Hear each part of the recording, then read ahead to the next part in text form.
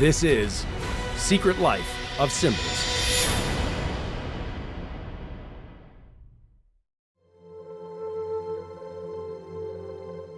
On this episode, I'd like to talk a little bit about the sun and its symbolic importance in the whole story of the zodiac. Now, as we begin the story of the sun and the ancient religions of the world and how much the sun has dominated civilization for as long as we have records, we need to go back to the very beginning, and that's a long time ago. Let's go back to Egypt.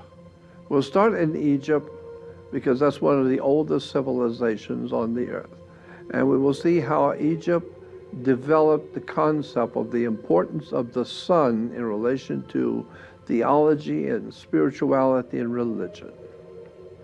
Now, this is an ancient symbol for the sun, prehistoric, that the ancient peoples drew to represent the sun. It's an equal arm cross within the circle. Here is an artifact that was found in England at Stonehenge. It's on a golden circle, which represents the sun, and then you'll see the cross in between, and this is about 4,500 years old.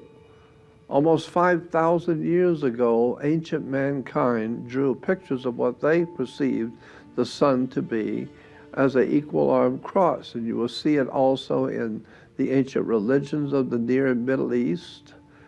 The different ancient gods in the Phoenician, Canaanite, Sumerian systems, they all had the equal arm cross. But it's important to remember that the sun was never perceived as a god.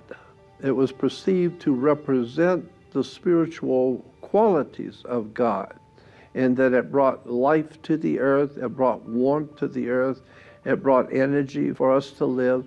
So all of the good things about God and His creation was best represented by the symbol of the sun. Sometimes the sun actually even looks like it has an equal arm cross in the heavens. The reason why it's 4 equal arms on the cross is because there are 4 equal seasons of the year. We have north, east, west, and south, the 4 corners. Then each one of those 4 corners represents a season of the year: spring, summer, autumn, winter. This is why you have 4 Gospels: Matthew, Mark, Luke, and John, because they're talking about the life of the sun. The ancient peoples, like us today, we draw a circle, a round circle, and we divide it into 4 equal parts. And so now you have an equal arm cross inside of a circle. Matthew, Mark, Luke, and John, spring, summer, autumn, winter. There are a lot of symbolism in the Bible that we have misunderstood and mistaken. The whole idea is the 4 lodging places of the sun gives us our 4 seasons of the year. You will find the equal arm cross all over the world. Every race and creed and color has the same symbol for the ancient sun. The Nordics had the symbol, the Vikings kept the symbol, ancient France used the symbol. The symbol was on rocks and carvings and paintings. Even in India, you have the equal arm cross. The Celtic and the Celtic Druids in Europe and England and Ireland had an equal arm cross. Native Americans used it, Central America, and especially in Mayan and Inca and some of the ancient religions in South America have used the equal arm cross. So it became known all around the world that the equal arm cross within a circle represented the old 5,000-year-old petroglyph concept of the sun. Today, people see it everywhere, and so it has become not really important because it's just a general symbol that people realize is a cross. Here is a picture of the ancient Nordic peoples that were preparing for what we would call today the Easter sunrise service. Here the ancient peoples in Europe realized that the sun was coming back to the northern hemisphere, and it would bring with it the warmth, the food, and life. And so they all gathered with their sun symbol to welcome back the sun that had died in winter and was coming back to the northern hemisphere. It became known as what we call today Easter. The circle on the cross is not a man dying on a cross, it's the sun on the northeast, west, and southern parts of the earth.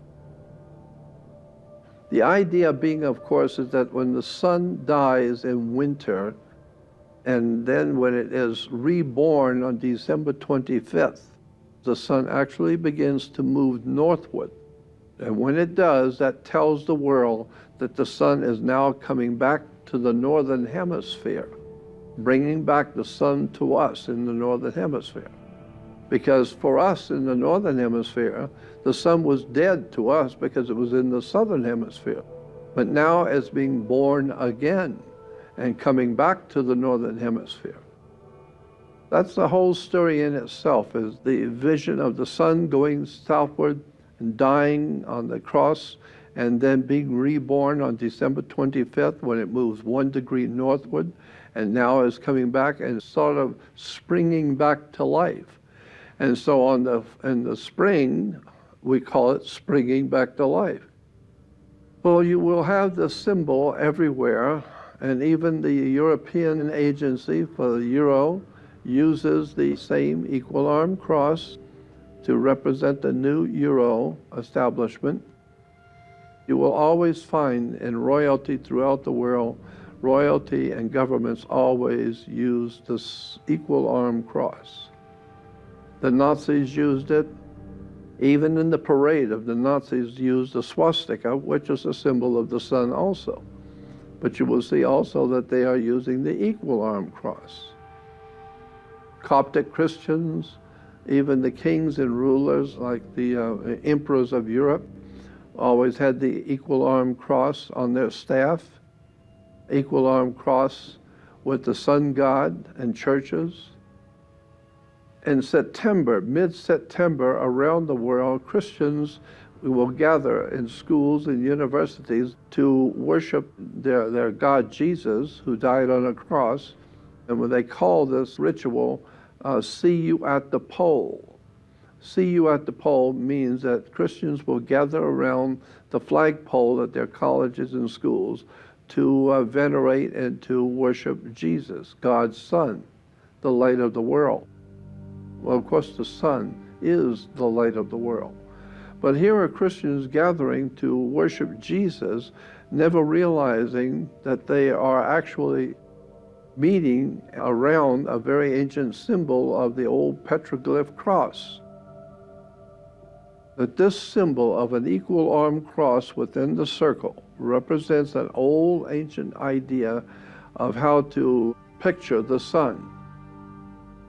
And it's really extraordinary to notice that all churches use that same symbol. And all over the world, people do not realize that this cross that they think represents Christianity is actually over 5,000 years old. It's an ancient, prehistoric symbol of the sun.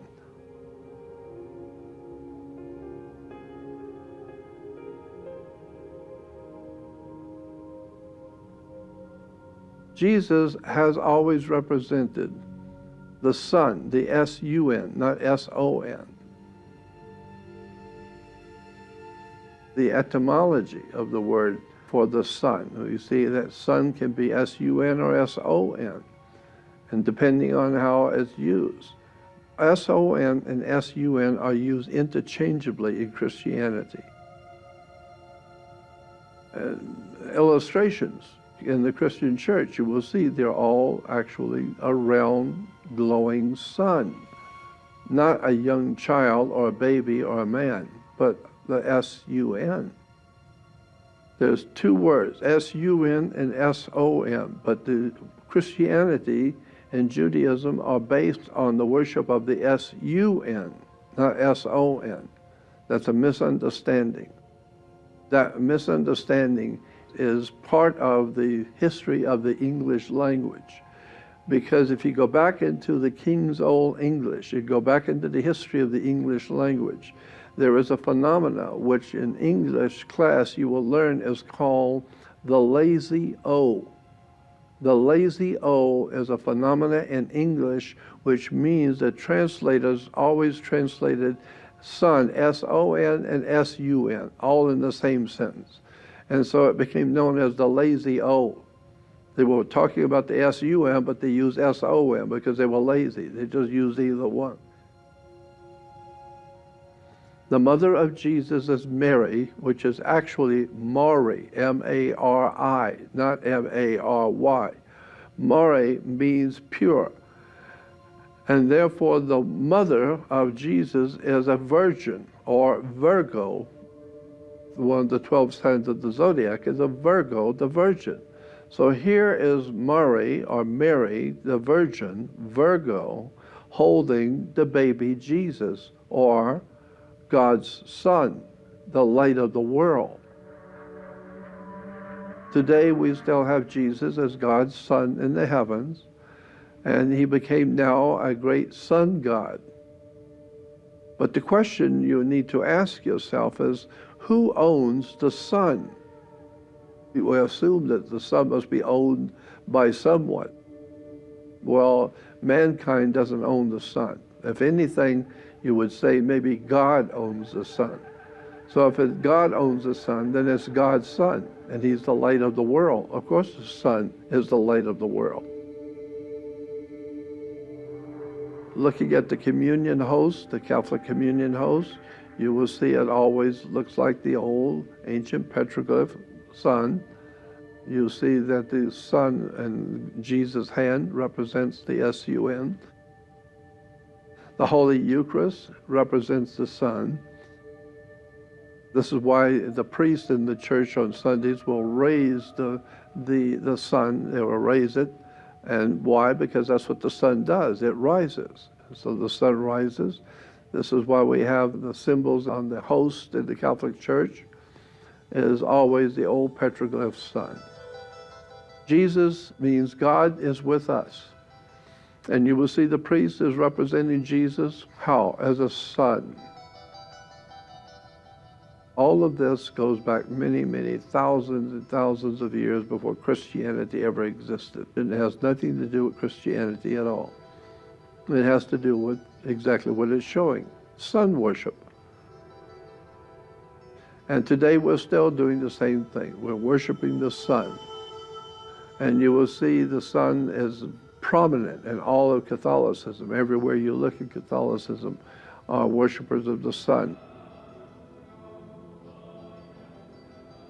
Now here we have a picture of Jesus giving to the children a part of his body. And what is he giving them? A little round sun disk. We're told that we should all take part of his body at the first communion. In that communion in the Catholic Church, you're taking part of God's Son's body. The whole idea is very obvious what's being talked about here. We're just talking about sun worship. The idea that the Son dies on a cross goes back to the old petroglyph cross, and so that's where we see it now all over the world, all Christianity. You'll see the Son is always dying on the cross, because in the southern constellations, when you go down south, when the sun reaches the lowest part in the sky in southern hemisphere, there is a constellation of stars that look just exactly like a cross. And so we say the sun, when it dies in December, it goes down and dies on the cross. The cross is called the Southern Cross. When he was dead, but now he's coming back to the northern hemisphere because he promised he would return. And he is returning again in the spring.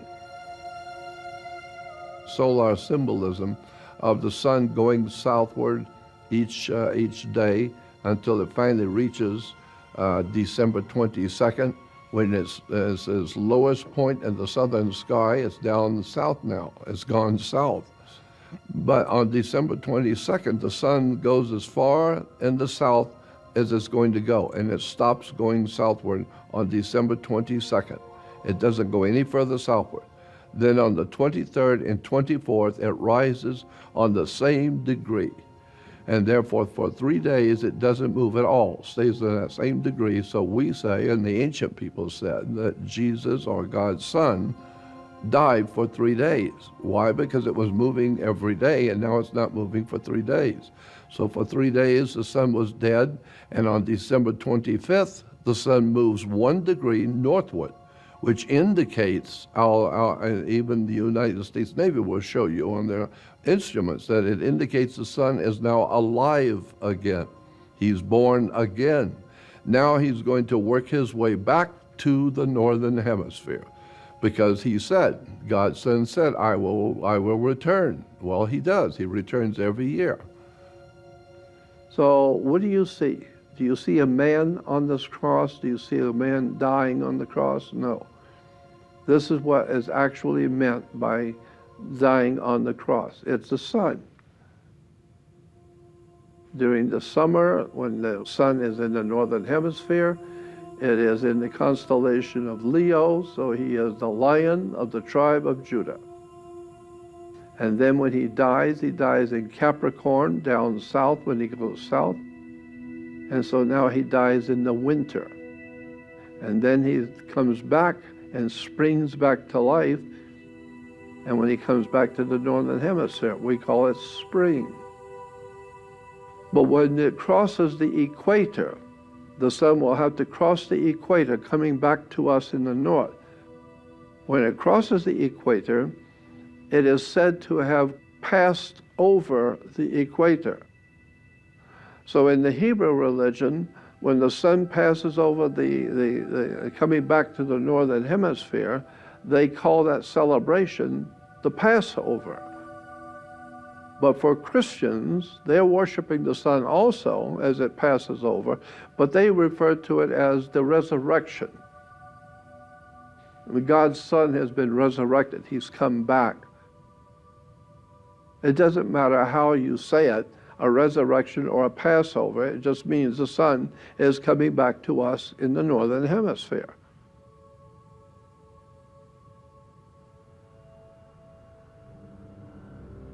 Sun worship is a very old religion dating back thousands of years before the Roman Empire. But in Rome, the sun god was called Mithra. Mithraism was the main religion in the Roman Empire at the time that Christianity was coming into play in the Roman Empire. Emperor Constantine was a follower of Mithra, and Mithra was God's son who died on a cross. He was dead for 3 days and rose again. Emperor Constantine was famous for starting the Roman Catholic Church. The Roman Catholic Church was not started by Jesus. It was started by a Roman emperor. And it was headquarters in Rome, not the heaven. He was mixing Judaism and Mithraism and some of the other religions of the Arabic world that also worshiped the sun, and brought all of these different religions together in order to confirm the power of Caesar in Rome under one religion and one government. It was actually a world government, supposedly at the time. Catholic means universal, meaning whatever. Air is Catholic, because air is all over the world. Water is Catholic. Anything which is all over the world is Catholic, because it's a Latin word that means universal. Constantine was trying to unite all the religions of the Roman Empire into one. Religious divisions are very dangerous, and they can also harbor treason and anti-government. And so Caesar realized if he could bring all the religions into one religion and call it Christianity, and yet it would have all the parts of everybody else's religion. It would have Judaism, worship of the sun. It would have Yahweh as a part of it. It would have Mithraism as a part of it, so that everyone could agree to follow one religion which Caesar would rule from. He would rule from. And so it was a political move, that's all. But the point is that Constantine, the Roman emperor, founded the Roman Catholic Church. This is a Sumerian picturing the sun on the altar. In the ancient world, the Phoenician, Canaanites, Sumerians, the Hittites, all of these ancient cultures always had helmets. Their military wore helmets with the rising sun symbol. The rising sun symbol is still used even today around the world on helmets and military. Here in Rome, you'll see the Romans wearing the rising sun. Again, you will see it here where the Romans, they were brutal rulers of the people, but their symbol was the rising sun. And so now let's look at the sun worship today and its ancient foundation, which was the cult of Solus Invictus. Solus Invictus is Sol, which is the sun, and invincible. The sun was said by the Romans, it was invincible. Why was the sun invincible? Because every year it came into its power in the summer, and then it would die in the winter to the northern hemisphere. But it would come back. Every year it would come back to the northern hemisphere. So it may die in the winter, but it's coming back. It's invincible. You can't keep it down. And so we see today the pictures of Sol, and he's the sun riding across the sky. The sun was pictured in Rome as riding on a chariot across heaven. And so the sun was that lucky old sun riding around heaven all day, roaming around heaven all day, obviously on a chariot. And here is Solus Invicti, or this is a picture of Mithra, and it shows the sun spokes, the sun rays around his head, the sun god of Rome. Now, in the doctoral theses, there's a very important book called The Cult of Solus Invictus. And in it shows you all of the connections with the Roman government, the Roman religion, the Roman commerce. The entire state of Rome and the ancient Roman Empire was all based on the sun. And you see like the sun cult up to the first century of the empire, the political background of it, the establishment of the cult of Solus Invicti, the dogma, the teachings of the ancient religion. Solus Invictus is the true Roman sun god. Of course, the Roman sun worship can be traced back to the ancient Egyptian sun god Amun-Ra. So Amun-Ra was, we use the word today R-A-Y, Ray, sun ray. But the ancient Egyptians called their god Ra, that's where Ra comes from. So it was called the cult of Ra, or the cult of the sun ray. And so here is Amun-Ra, the official name of the sun god in Egypt, Amun-Ra, A-M-E-N-R-A. Here's Amun-Ra again. Now, when you see Amun-Ra, the Egyptian sun god was the supreme god of the universe, as said by the Egyptians. But what is important to remember is that Amun-Ra, today, in our supposed modern day world, in our Christian church, both Catholic and Protestant, they refuse to give up the old pagan sun cult of Amun-Ra. And so today, this is why when you pray to God, you end up by saying amen, because you're sending your prayer through God's son, Amun-Ra. The Catholic Church is replete with all kinds of sun symbols. You'll always see the Pope wearing large sun symbols.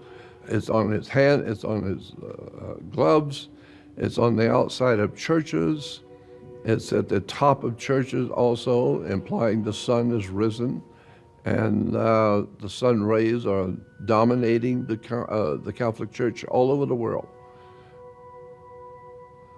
So here's paintings on the wall of the Vatican showing the angels, showing the worker, the common man, the worker, to look to the sun for his food and for his life and for everything. God's son is the light of the world. And so Catholic Church or the Vatican is promoting sun worship. Everywhere the Catholic Church and Christians meet, you will see the sun. This is a convention held in the United States for the Pope, and to honor the Pope and to honor the Catholic presence in America. But you will see that there is a sun in the middle representing Christianity, God's Son, the light of the world. The Savior is born. Here are pictures from modern day magazines of Christians. The Savior is born. Is there a child? You see a child there? No, you see the sun. And so the sun is always golden, so the Son of God has the spokes of the ancient cross behind his head. You will see he's always pictured as a blonde or the sun baby. And here's the mother holding her son. And here in the Vatican is a very interesting picture of, this is a sculpture in the Vatican. And it is showing Jesus' mother, the Virgin, which is Virgo, the Virgin of the zodiac, holding her newborn son, S-U-N. And this is in the Vatican. Both baby Jesus and the grown-up Jesus are trying to show you what it's all symbolizing. It's symbolizing sun worship. Here you have the baby Jesus showing you the sun. Here the sun worship in the Jerusalem temple, the ancient Hebrews worshiping the sun. Today we have the Pope, all over the world carrying the sun symbol for the sun. This is not a man on a cross. This is obviously sun worship. And you will see the sun everywhere. Here's the Pope. This is what is being promoted throughout the world as Christianity, but which is in fact sun worship. Now, the ancient Egyptians pictured the sun had wings. And we see it, the sun is rolling across heaven. The sun in India and the Hindu worship of the sun. Now here we have the Inca priest kneeling on an altar and offering up the wine in the altar to the sun god. The same you will see in Japan. You'll see in England, they're singing praises in a hymn to the rising sun.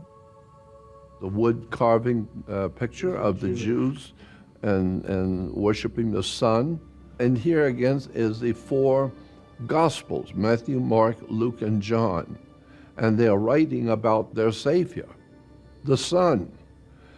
Because Matthew, Mark, Luke, and John is spring, summer, autumn, winter. The four seasons are symbolically represented by four Gospels.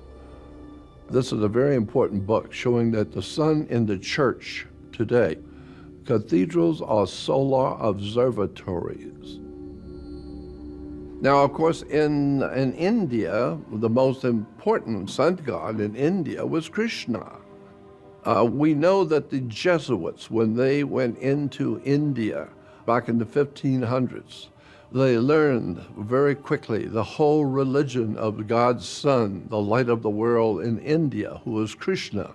And they came back and infiltrated those teachings and concepts into what we call Christianity. This is the work of the church borrowing the stories from the ancient world of sun gods who died on the cross. Now here is an ancient Babylonian king, and his name was Shemesh. And he was a Babylonian sun king. And you'll see the altar in front of him has the sun. But this is very important. A Babylonian king being worshipped, and his name was Shemesh. It's because in the Hebrew language, or in the Jews, Shemesh is the sun in the Jewish language. Here we have 37 of what we call sons of God from the ancient world to the modern. And they all have the same identity and the same stories that go with their lives. They were born of a virgin, they died on a cross, they were dead for 3 days and then was resurrected and came back, Their father was a carpenter, and they had 12, almost all of these had 12 followers or 12 apostles. They had the same story that we have in Christianity 37 times over. So it's a continuation of the same story coming out of the ancient world, and today we call it Catholicism or Christianity. The reason why these themes keep repeating themselves is because it is what is called the greatest story ever told. I think it is the greatest story ever told. That the sun is born each morning and ultimately dies at night, and then emerges the next morning and brings life back again, but then dies again. And so the whole story is on the subjects of the whole universe and how our skies work and how the planets work. I think that the idea that there are 37 major gods, sun gods, and each have the same kind of a story, where they died and were resurrected, and they had a virgin birth, it seems to imply that there was some sort of an ancient, really, truly ancient culture that developed this idea and this story for the world, and therefore it has become known as the greatest story ever told, because it is in fact the greatest story ever told, because so many ancient cultures have picked it up and applied to their own selves, their own gods, who had the same story of dying on a cross and being resurrected.